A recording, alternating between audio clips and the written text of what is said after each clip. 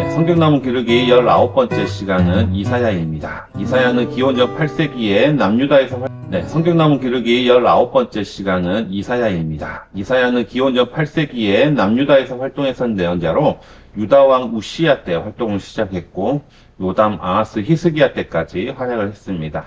특히 히스기야가 훌륭한 왕으로 평가되는데 그것에 큰 도움을 주었던 선지자라고 여겨지고 있습니다. 이사야 시대는 아수르가 주변국을 정복하면서 제국으로 확장되던 시기였고 특히 북이스라엘도 아수르에 의해서 멸망한 시기이기도 합니다. 이 시기에 이사야는 민족의 이런 위기 앞에서 우리 민족만을 향한 하나님의 구원을 이야기하는 것이 아니라 세계를 통치하시고 세계를 경영하시는 하나님에 대해서 선포합니다. 주류 학자들의 견해는 이사야는 최소한 2명에서 3명의 저자에 의해서 쓰여진 책이라고 여겨지고 있습니다. 그래서 제1 이사야, 제2 이사야, 제3 이사야 이렇게 나누기도 하는데요. 실제로 이사야 선지자가 쓴 책은 1장부터 39장이고 40장 이후부터는 후대의 익명의 선지자들에 의해서 쓰여진 책이라는 의미입니다. 제1 이사야는 1장부터 39장까지입니다. 기원전 8세기에 쓰여졌고 이때는 남유다가 아수르에 의해서 위협받던 시대인 거죠.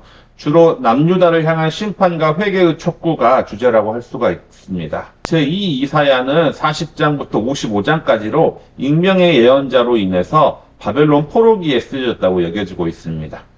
위로와 하나님의 구원, 이것이 주된 내용인 거죠. 제3 이사야는 56장부터 66장까지로 포로 귀환 이후에 익명의 예언자에 의해서 쓰여진 것으로 보입니다. 새하늘과 새 땅에 대한 소망이 그 주제입니다.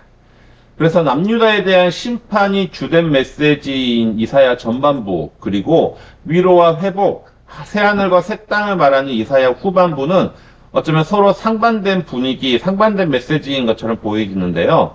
그 가운데에서도 드러나는 일관된 메시지가 있습니다. 그것은 바로 하나님은 이스라엘만을 위한 하나님이 아니라 온 세계를 통치하시고 온 세계를 경영하시며 궁극적으로 온 세계의 참 평화의 나라, 새하늘과 새 땅, 하나님의 나라를 이루실 분이시라는 점인 거죠. 이사야 주제 말씀 9절은 49장 6절입니다.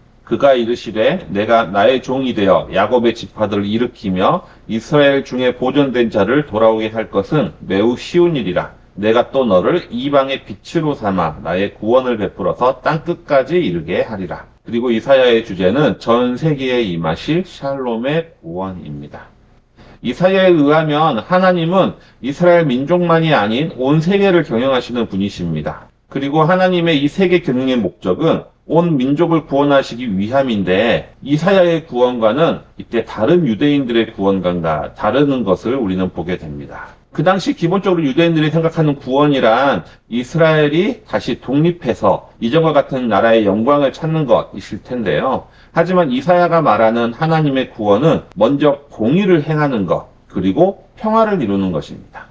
특히 칼을 쳐서 보습을 만들고 창을 쳐서 낫을 만든다. 또는 이리와 어린 양, 사자와 송아지가 함께하는 이미지, 이런 것들을 통해서 이사야는 우리에게 하나님의 진정한 구원, 진정한 평화가 무엇인지를 우리에게 보여줍니다.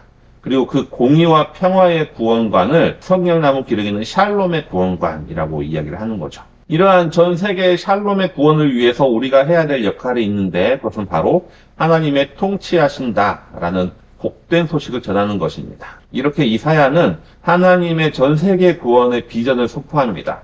하지만 이스라엘은 그 가운데에서 멸망하게 되어 있는데요.